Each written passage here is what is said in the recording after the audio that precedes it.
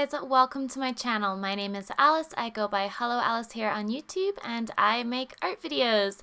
And today I have an actual full illustration for ya, and it is a marker illustration, which I haven't done in a really long time. I don't use markers that often on my channel for reasons which I'm going to go into in this video. But I just I don't know, I just felt like using markers. Like, they're fun to use every now and then. Yeah, so the beginning of this video, I started out by making a thumbnail just to get my idea out and kind of establish the colors that I wanted to use. And I had this image in my head of this girl in this giant, like, poofy raincoat jacket type thing, like a bright yellow jacket, walking along, and there was like trees and mountains, and it was like orange on top of a blue-green color, and it was at night, but like everything was kind of lit with this sort of artificial light, so it was kind of like a dark sky, and then the colors on it were still somewhat bright. So I kind of had this idea in my head, so that's what I went with my thumbnail, and I liked how it looked, so I decided to make that into my whole image. Yeah, I'm glad I did the thumbnail. I don't usually do them, so it's really good practice for me to do thumbnails, and I'm glad that I did it because I feel like it helped a lot.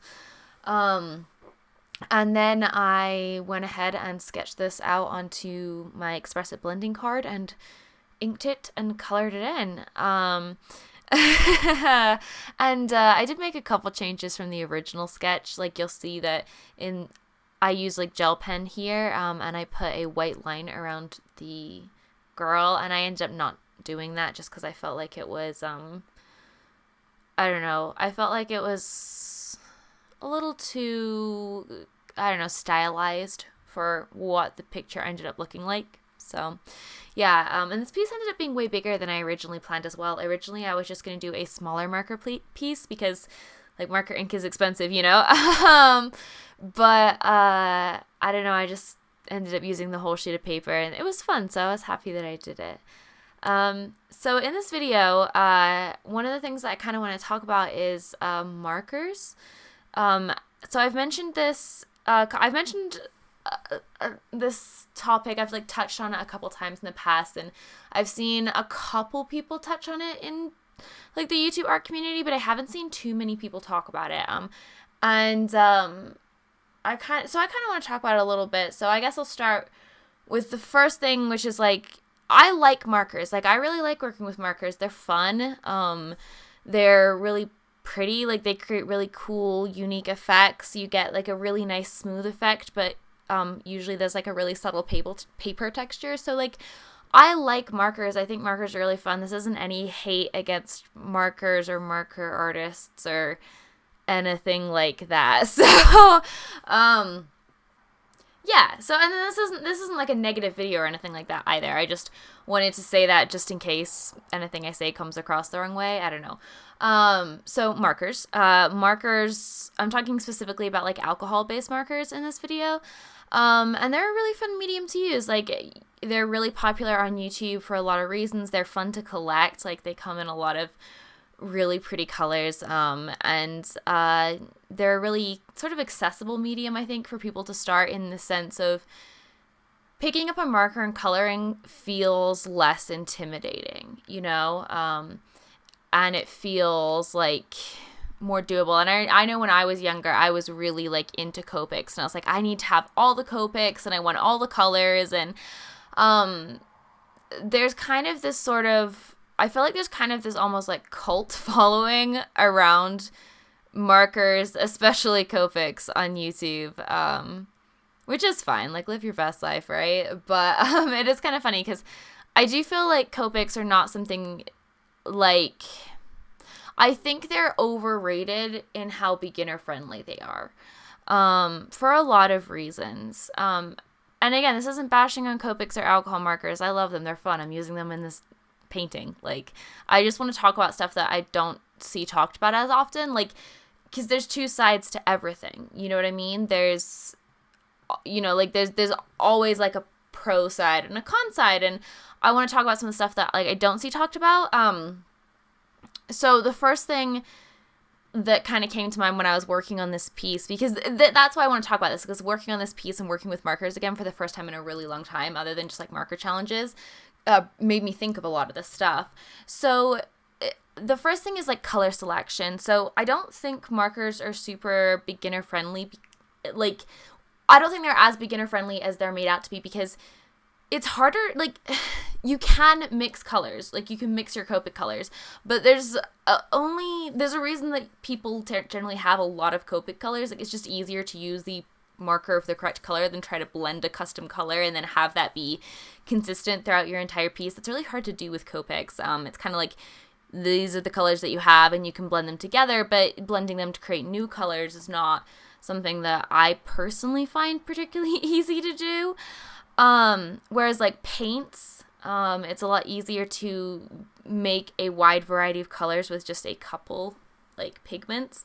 So I just kind of think that Copics as a beginner tool can often encourage like spending more money than you need to start. So I think if you want to get started with alcohol markers, get the cheap ones first to see if you like them. Get like the Touch New ones or the Ohuhu ones. Get the ones that are more affordable. And then if you really like them and you want to use it as your primary medium, then go ahead, and you want to use Copics, then invest in Copics, because the advantage the Copics do have is they are refillable, and then that does bring down their price point a lot, which is one of the reasons that I do still use them and I do like them.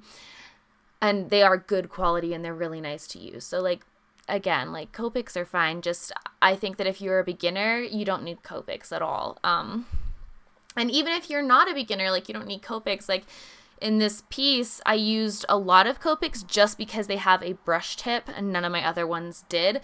But I also used Prismacolors, I used the Ohuhu markers, and I used the Touch New markers. So I used pretty much every single type of alcohol marker that I have in this piece while I was working on it. So you definitely don't need just Copics. But the other thing I want to talk about, which is kind of more of the big thing, is Copics aren't light fast. So I've talked about light fastness before, and the Google definition of light fastness is the resistance of colors to fading, changing shade, or darkening under the influence of light.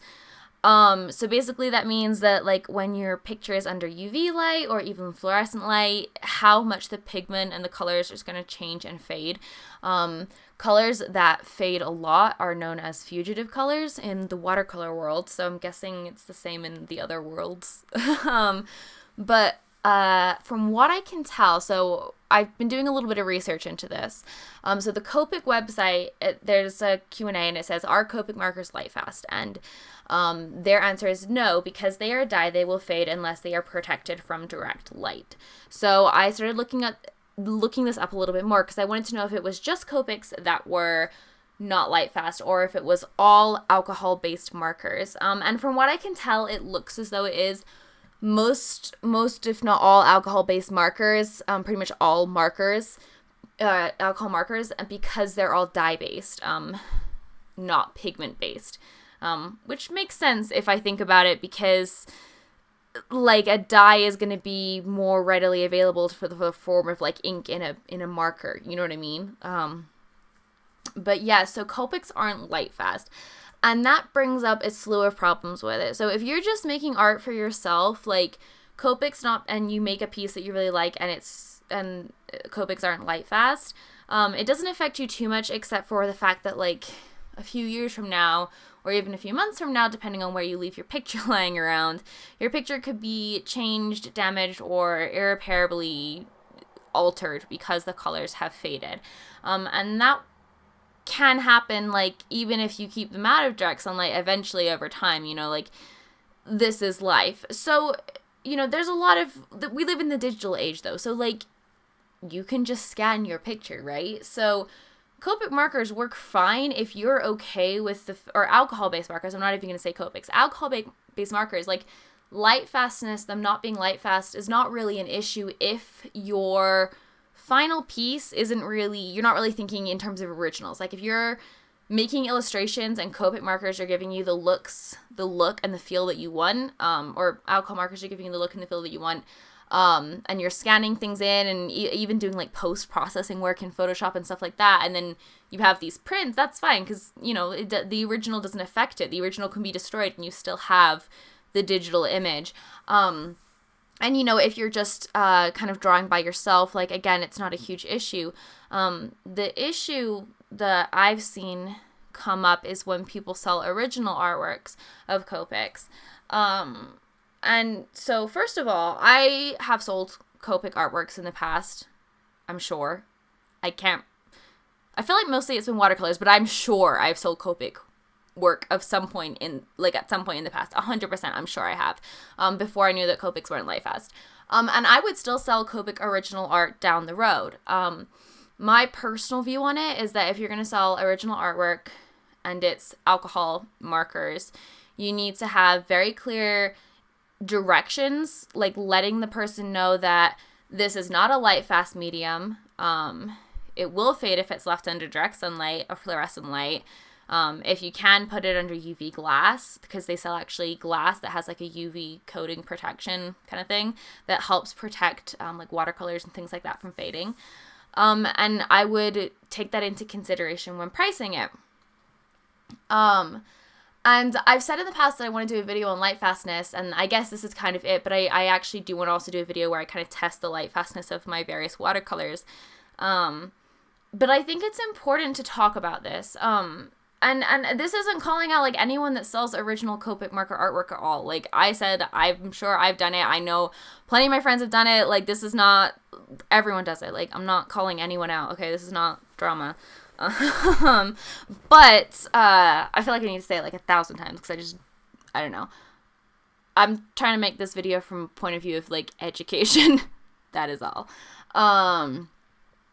So yeah, Copics aren't Lightfast, and that's not necessarily a problem. I just think it's important to like be aware of that when you're considering what medium you want to work in, or if you're looking at getting into selling artwork, especially original artwork, and you are an alcohol-based marker artist right now. And I just think it's not talked about a lot. Like, alcohol-based markers are, or at least when I first joined YouTube, they were everywhere. It was like all markers. Like, everyone had to have markers. Like, everyone had so many markers too. It was just like, and they're so pretty, like these big rainbow markers. And like, I don't know, I just kind of worry that it gives like almost unrealistic expectations to younger kids. And I feel like obviously like I am at fault of this as well in a way, because like, I mean, I have so many watercolor palettes like you don't need as much stuff as I have. So it is kind of hard when like my life is art, like my career is art, my main job is art, this is art, like so I have a lot of stuff because of my YouTube channel and because of all this stuff.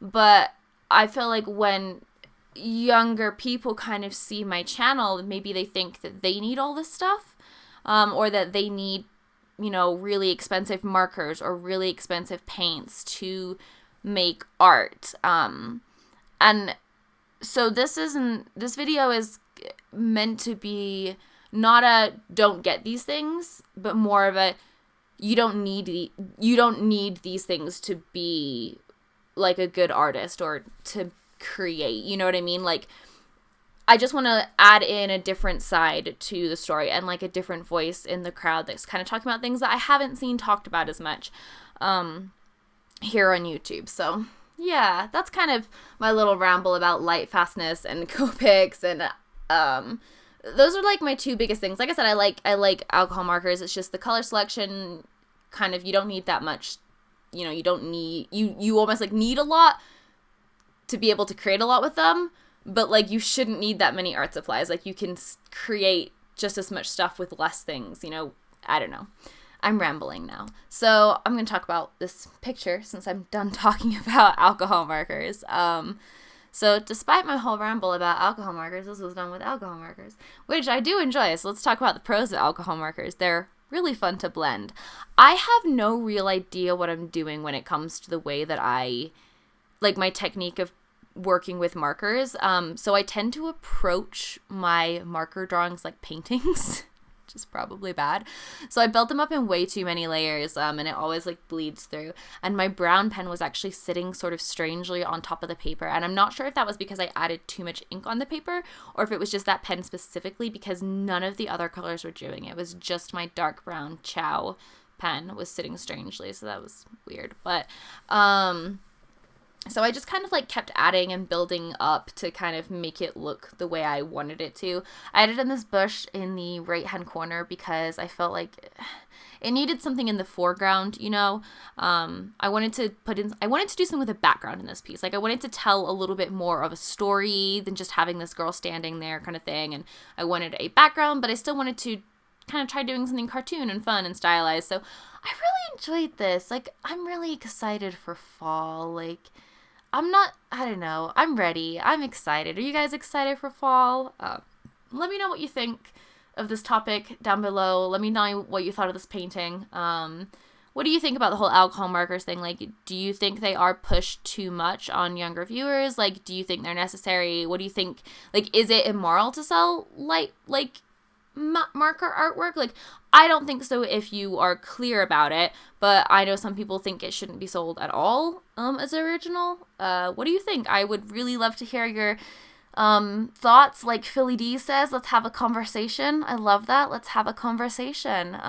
So if you liked this video and you want to hear more of my ramblings or see more of my art, don't forget to subscribe, hit the notification bell to be notified every time I upload a new video. I do upload a new art video every single week. If you want to follow me on my social media, it's at Hello Alice on everything, so come follow me there, say hello. Think that's pretty much it. This was a fun video. I'm ready for fall. Go treat yourself to a pumpkin spice latte if you like those kinds of things. I don't like coffee, but anyway. Thanks for watching, and as always, have a great rest of your day. Bye, guys!